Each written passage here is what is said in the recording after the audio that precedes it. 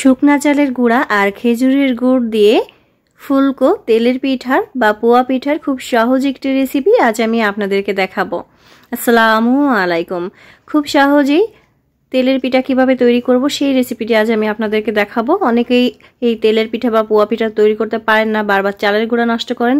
এভাবে একবার বানিয়ে দেখবেন, আপনারাও খুব সহজে এই পিঠাটি তৈরি করতে পারবেন কোনো রকম ঝামেলা ছাড়াই। তো চলুন কিভাবে তৈরি করেছি সেই রেসিপিটি দেখে নিই। এখানে আমি খেজুরের গুড় নিয়েছি, এখন এই গুড়টাকে গ্রেট করে নেব। গুড়ের পরিমাণটা আমি বলছি না, আপনারা মিষ্টি কতটুকু খেতে চান সেই অনুযায়ী এখানে গুড়টা মিশিয়ে নেবেন। তো আমি এতটুকু গুড় গ্রেট করে নিয়েছি, এখন এটা এক সাইডে রেখে দিচ্ছি। আরেকটা বাটি নিয়ে নিলাম। এখন এখানে আমি নিয়ে নিচ্ছি 2 কাপ শুকনা চালের গুঁড়া। চাইলে ভেজা চালের গুঁড়া দিয়েও এই পিঠাটি তৈরি করে নিতে পারবেন।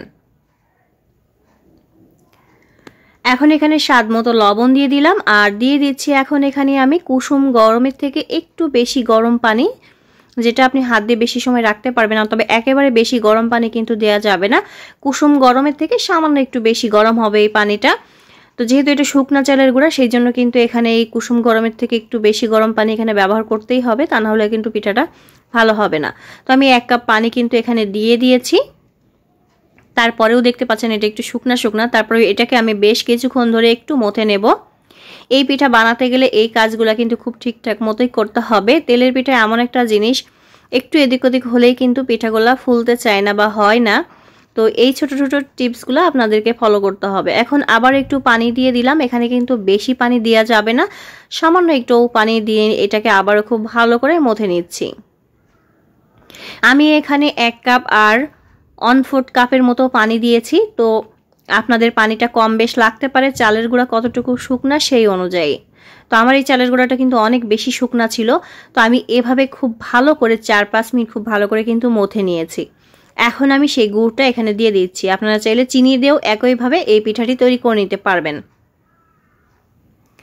তো এই যে গুড়টা দিয়ে খুব ভালো করে মিশিয়ে নিচ্ছি। গুড়টা দেওয়ার সাথে সাথেই দেখতে পাচ্ছেন এটা অনেকখানি পাতলা পাতলা হয়ে গিয়েছে। এখন এটাকে খুব ভালো করে মিশিয়ে নিতে হবে। তো আপনারা কিন্তু প্রথম পর্যায়ে চালের গুঁড়ার সাথে পানির পরিমাণটা খুবই অল্প দেওয়ার চেষ্টা করবেন, তা না হলে গুড় অথবা চিনি মেশানোর পরে এটা কিন্তু অনেকখানি পাতলা টাইপের হয়ে যাবে। তো এটাকে খুব ভালো করে মিশিয়ে নিতে হবে।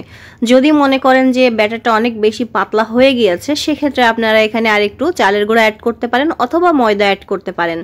আমি কিন্তু এখানে কোনো ময়দা অ্যাড করিনি। তো আমার এটা খুব ভালো করে মেশানো হয়ে গিয়েছে।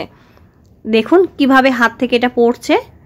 তো ব্যাটারটা কিন্তু একদম পারফেক্টভাবেই আমার তৈরি হয়েছে। আমি একটু আপনাদেরকে ঘনত্বটা দেখিয়ে দিচ্ছি। দেখুন ঠিক এর ঘনত্ব এমন হবে। আর আগে থেকে চুলা পরে একটি কড়াই বসিয়ে তেল দিয়ে দিয়েছি, তেলটা গরম হয়ে গিয়েছে। এখন পিঠাটা দিয়ে দিচ্ছি। চুলার আঁচটা একই রকমভাবে রেখে পিঠাগুলো ভেজে নিতে হবে। একবার বাড়িয়ে একবার কমিয়ে পিঠাগুলা ভাজা যাবে না, একই রকম রেখে পিঠাগুলা ভেজে নিতে হবে। মাশাআল্লাহ, প্রথম পিঠাটা কতটা ফুলেছে সেটা দেখলেই বুঝতে পাচ্ছেন। তো এভাবে পিঠা বানালে দেখবেন আপনাদের পিঠাগুলোও অনেক সুন্দর হবে। তো এভাবে আমি সব পিঠাগুলা ভেজে নেব। 2-1টা পিঠা হয়তো বা এদিক ওদিক হতেই পারে, এখানে ভয়ের কোনো কারণ নেই। আপনারা এভাবে করলে দেখবেন সব পিঠাগুলাই কিন্তু একদম পারফেক্টভাবেই তৈরি হবে। আরও একটি পিঠা আমি দিয়ে দিচ্ছি। আশা করি আজকের এই সহজ পিঠার রেসিপিটি আপনাদের ভালো লাগবে। যদি ভালো লেগে থাকে অবশ্যই লাইক দিতে ভুলবেন না, আর ফ্যামিলি আর ফ্রেন্ডের সাথে অবশ্যই শেয়ার করবেন। চুলার জাল যদি বেশি জোরে হয়ে যায় সেক্ষেত্রে কিন্তু পিঠাগুলা ভালো হয় না। তো চুলার জালটা প্রথমে কড়াইটাকে খুব ভালো করে গরম করে নিয়ে তারপরে আপনারা পিঠাগুলা ভেজে নেবেন।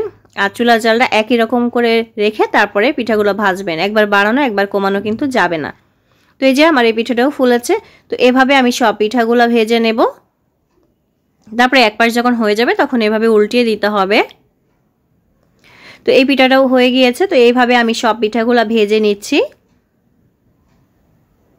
তো এই যে আমার সব পিঠাগুলো ভাজা হয়ে গিয়েছে, দেখতে পাচ্ছেন সব পিঠাগুলোই কিন্তু ফুলকো হয়েছে। আর এই পিঠাগুলো খেতেও কিন্তু অনেক মজার।